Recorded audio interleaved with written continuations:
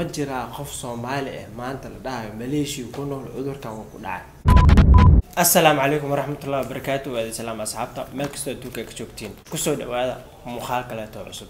Naantii muuqaalkan waxa uga hadli doonaa ama mowduuc hoose ka soo aragtay dadka Soomaalida Malaysia joogaan saameyn ku yeeshay cudurka caabuqa 19. Naantii barnaamijkan waxa idin soo jeedinaya anigoo ah Nuruddin Ikar Umar iyo anigoo ah Dr. Van Zaki.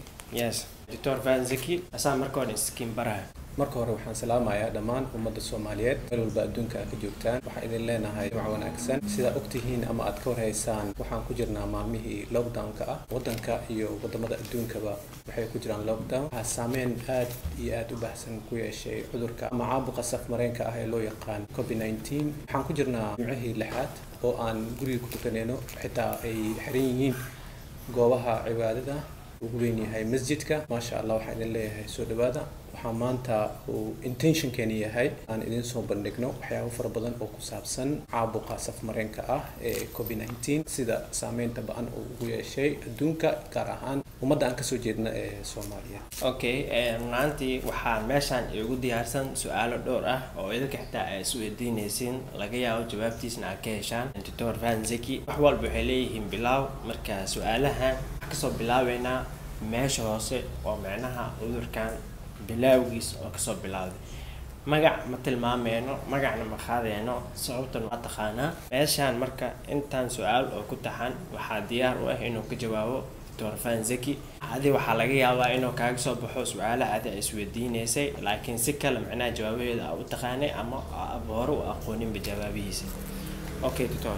soo dhawo mar labaad aad iyo aad u mahadsan tahay Master Nuruddin KL. soo dhaweyntaada oo sharafta iyo karaamada ay ku dheehan tahay oo amaanta igu casuuntay janaalkaaga. waxaan idin leenahay bahweynta Soomaaliyeed ee aan ka dhalanay inta luqadeena ku hadasha ee ku nool adduunka oo dhan. waxaan idin leenahay soo dhawaada. sidoo kale waxaan diyaar u ahay in aan ka jawaabo su'aalaha uu weydiin doono Master Nuruddin. adinkana insha Allah haddii aad taqaaniin hore u taqaaniin intaan aqoonin waxaan jeclaan lahayn maadaama uu cudurku yahay cudur serious ah. ummadda aan kasoo jeedna ee Soomaaliyeedna maanta cudurka waxay u qaateen yacni si fudud. waxaan idin leenahay cudurka cudur fudud ma ahan sidaa u sahalsanaysiinna ma ahan. waxaan idin rajeynayaa caafimaad iyo inaad mar walba ka feejignaataan cudurka. mahadsan tahay. marka ugu horeyso barnaamijkan waxaan u kala qaadaynaa 3 qaybood. qaybta koowaad oo ah cudurka meesha laga helay ama cudurka sidoo ku bilaabtay. tan labaad oo ah cudurka saameynta uu leeyahay. tan saddexaad oo ah cudurka sidee looga hortagi karaa. mid afraad oo ah in wacyigelin aan idin sameyn doono maadaama hadda wadanka laga helay cudurka. talooyin oo anfacaysa naftiina iyo dadkeena naftooda aan ila wadaagi doono idinkana aan jeclahay inaad ku dhaqmi doontaan barnaamijka qaybihiisa dambe insha Allah.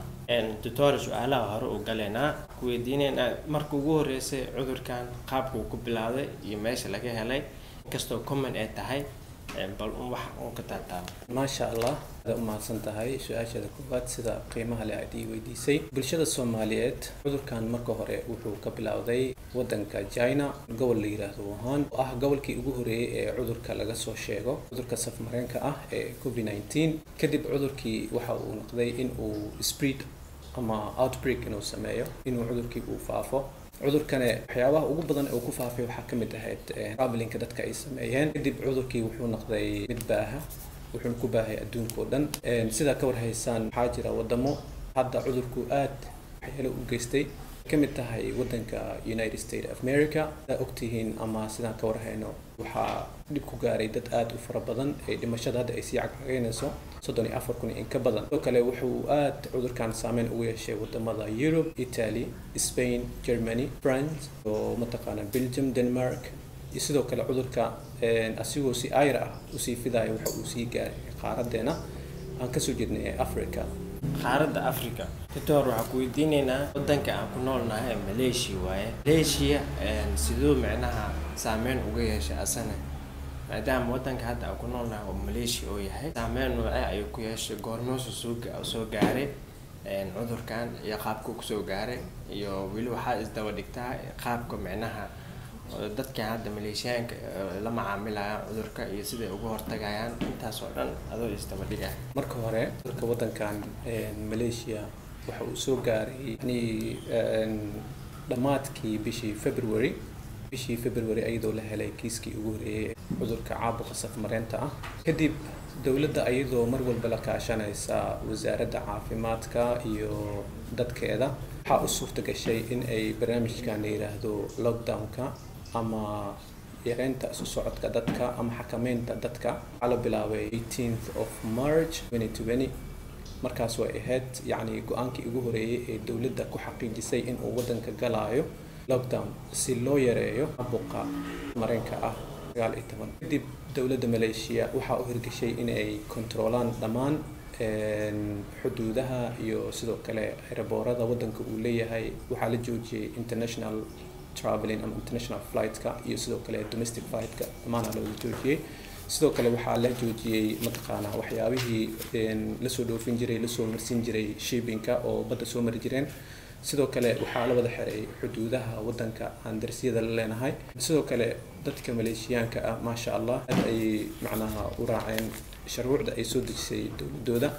waxaana noqdeen dad maasha Allah aad iyo aad yacni isku kontroola, dad aad iyo aad ugu hoggaansama yacni sharciyada ayadoo mar walba fiirinayo cudurka safmareenka ah. haddii aan ka dhex galo markii la sameeyay lockdownka ilaa hadda macnaha wax oo difference ma u dhexeeyaan markii hore xaalka sidoo ahay iyo kadib markii isu socodka la yareeyay wax different ma u dhexeeya oo macnaha wax saameyn la taaban kara ma leeyahay.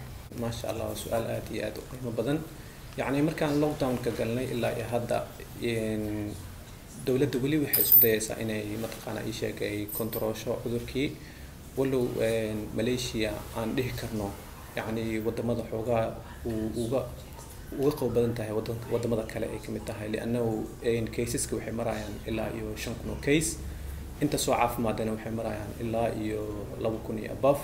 waxaa ku geeriyootay adiga tiro 80 iyo kor wax u dhaafay. maasha Allah sida wadamada kale hadda aan ka aragno way ka duwan tahay Malaysia wayna ka qaboban tahay. waxaan u rajeynaynaa dadka Soomaalida muslimiinta iyo dadka Maleeshiyaanka muslimiinta walaalaheena ah iyo kuwa kale ayadan waxaan u duceynaynaa dadka kale oo mataqaanaa ii sheeg oo qowmiyadaha kale nagu nool wadanka inuu Ilaahay nagu badbaadiyo. sida hadda aan ka warhayno maadaama Malaysia dad Soomaali ah ama jaaliyad Soomaali ah ku nool yihiin oo weliba dad fara badan oo kumanaan kor u dhaafaya.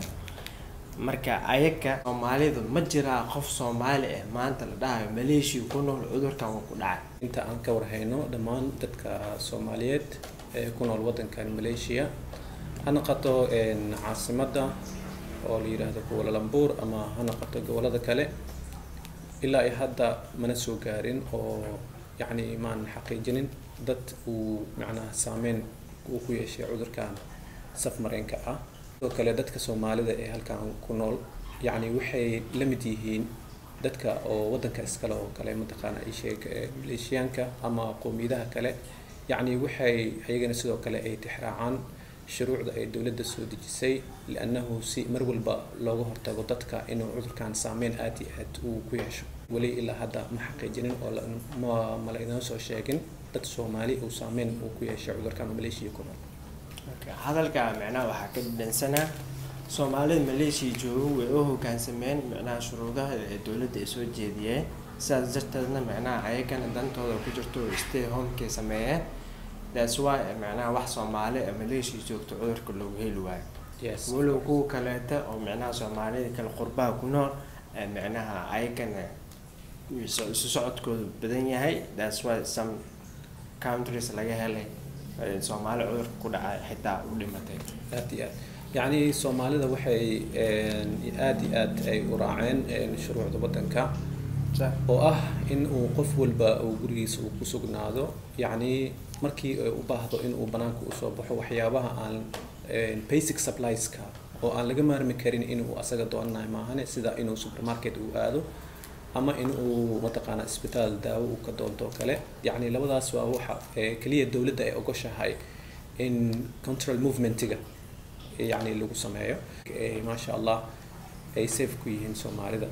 maasha Allah ilaahayna waxaan ka baryaynaa intaan inta ka dhiman ilaahay inoo dhameystiro wax Soomaali inoosan mar dambe ku dhicin ummadda kalena ilaahay inoo ka badbaadiyo.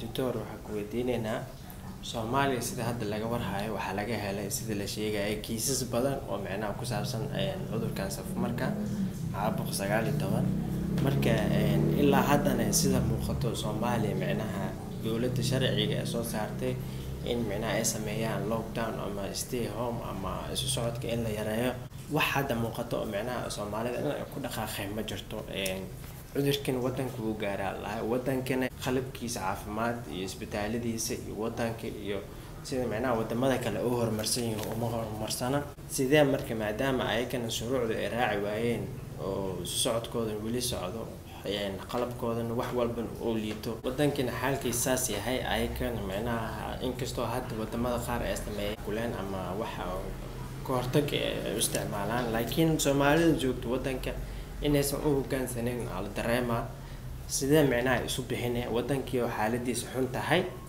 ya Soomaalidana u hoggaansami la adahay iyo wadankii oo qalabkiisa caafimaadna hoos u yareeyo sidee marka hadhow micnaha uu badbaadi karaan dadkan Soomaaliyeed maasha Allah ayadana waa su'aal kale aad iyo aad u qiimo badan u baahan in la fahmo yani ummadda aan ka soo jeedna ee Soomaaliyeed mar walba aan ugu talinayaa in ay raacdo awaamirta dawladda ay ka soo baxayso sida hore idinku soo sheegay يعني dadka Soomaaliyeed ee maanta ku nool wadankeena Soomaaliya cudurka way sahalsanayaan cudurkana ma ahan cudur la sahalsan karo لانه cudurka waa cudur serious ah waxa tusaale ah wadamada sida weyn ee u aafiyay cudurka يعني inta 24 saac ku dhimato 24 saac inta case-ka active u noqon karto ummadeena Soomaaliyeed mar walba waxaan ku wacyi gelinaynaa oo aan u sheegaynaa in ay mar walba ay noqdaan كو سيف يعني قف كستنا إنه أسجل سمايو سيف أوامر الدولة أي صار صارتو كلا وحكمت إن مساجد الحرة يو سدوا كلا إن سدوا كلا لا يرى يو سعود كدتك إن سدوا كلا شقالها الدولة دنا إن لفسحي أو قرياشو أي جوجان وحن لا هاي ما دام أي دولة أمر كاس أي سوربتي وحي ولا قول لا هاي si ay shacabkeeda u badbaadiso shacabkuna waxay mar walba u fiican inay raacaan awaamirta dawladda ee soo jeedinayso aan ummadeena Soomaaliyeed aan ku boorinayaa yani aan u sheegayaa aan soo jeedinayaa in ay mar walba taxadaraan in ay mar walba raacaan awaamirta dawladda cudurkii loo yareeyo safmarinkiisa haddii ay bulshadu maqli weyso hadalka bulshadu isdhex qaado oo meeli afkalowdka u bato yani waxa sahlan in cudurkii wadanka dhan uu ku faafo ay sahlanaato in ay mataqaana dad walbo ama qof walbo inuu cudurkii active u noqdo in waxa jirta hal su'aal oo isweydiinayaan dadka Soomaaliyeed yani dad waxa jirta oo qutul daruuri ah mar walba raadiya oo aan guriga fadhiisan karin sax waaye laakiin wax walba waxay u baahan yihiin si proper way ah wax in lagu raadiyo for example qofkan maanta wuxuu u baxay inuu nolol maalmeedkiisa soo dhaxsado okay asigoo nolol maalmeedkiisa soo dhaxsan kara ayuu hadana wuxuu sameyn karaa in uu mar walba xaalad oo control ayuu sameyn karaa yani xaalad oo safe ayuu sameyn karaa for example dukaan uu gadaaya dukaankiisa dadka customer-ku imaanayo in uu mar walba xadido yani limit inuu sameeyo sidoo kale dadka in ay masaafo 1 mitir ama 1 mitir iyo bar inuu dukaankiisa markii la soo galay uu calaamadeeyo sidoo kale hospitaalada يعني marka laga bilaabo reception-ka ilaa iyo mataqaana ii sheeg meelaha dadka ay fariisanayaan oo kale ama meelaha oo dhakhtarka lagu soo leenka sidoo kale in la sameeyo ayadana leen ilaa iyo 1 mitir iyo bar si ay macnaha ii sheeg mataqaana qofka markii uu qunfuco kale ama qofka markii uu sneezing uu sameeyo ama uu handiso kale ama qofka markii yani ii sheeg qofka markuu hadlaayo yani afkiisa iyo waxa ka soo baxayso yani dhibco mataqaana ii sheeg oo saliver ah si aysan macnaha u gaarin qofka kale sida ka warhayno adduunka waxa mar walba caadi ka ahaan jirtay yani qofka markuu qunfuco ama bulsho dhexdeeda ama masjid dhexdiisa inuu ku qunfuco yani wax caadi ahaan jirtay laakiin maanta bulsho dhexdeeda adigoo dhex fadhiya ama qof maanta adigoo og inaa cudurka qabtid qof kale maanta agtaada ku dhow hadaad ku dul qunfacdid yani waxay la mid tahay adigoo nolol dhan galaafsaday so waxaan idin leenahay si fiican u taxadara guryaashiina jooga goobihii waxbarashadoo kale sidoo kale waa la xiray maasha Allah waxaan idin leeyahay mar walba inaa safe ahaatina idin rajeynayo filaa barnaamijkan mid aad ku wanaagsan inuu ahaado mid wacyigelin oo ku ahaado mid waxbarasho wax badan oo ku ogaanaysid macnaha xaalka meeshuu yahay inaysan ahayn oo ku fahmaysin oo ku ahaado hore marka adoo soo gabagabeynayo waxaan ku weydiinaynaa qofka sidee lagu garan karaa oo cudurka qabo sidee macnaha haddii la ogaadana sidee lagu macnaha يعني ما شاء الله وسؤال أدو في عن تصالح قفك مركي وعذر وكسر موضوع على مدهيسة يعني وحلو فهم كرا قفك حمت يصيدوا كلا قفك وحلو فهم كرا إنه معناه قنفع قلل قفك إنه متقنا قنفعه يصيدوا كلا قفك إن أي نفتي أي كواتكاته يعني أنت سوى على مدها هو وين أي عذر كان أوليه يصيدوا كلا وحاجة على مد أفراد قفك إنه دريمه يعني فتيكو إنه دال دريمه أما إنه سدوا كلا جرك معناه إيه دنقلان أوكي قفك مركي على مدها سو أركو وحلو بهاي هاي إنه سميه سيلف كرانتيل إنه سميه يعني إنه قل كيس جوجو وسن بالشدة وسن متقنا أي شيء وصور حقلين أما سد وفضل إنه وبعه اخترك سدا نكبر هاينو دولة دبحة ديار السي ما نقفك لو كرانتيلو وحلا ده هاي نمبره لجوعه isku daya inaan nambaradaas wacdin si ay dawladda ayadana ay sheeg cudurka ay ugu hortagto dadka kalena aysan u qaadin intaas ay ku doorin ma sha Allah haddana casirka la adimay ma sha Allah waa khasbanaa ina video-ga joojino in kugu filan macnaha waa aragtana waa dhageysteen waana maqasheen ma santaa doctore idinkan waa maasantihiin daawasha muuqaalkan aan daawateen insha Allah muuqaalka xiga inta ku kulmi doono waxa idin leenahay sidaas iyo nabadgelyo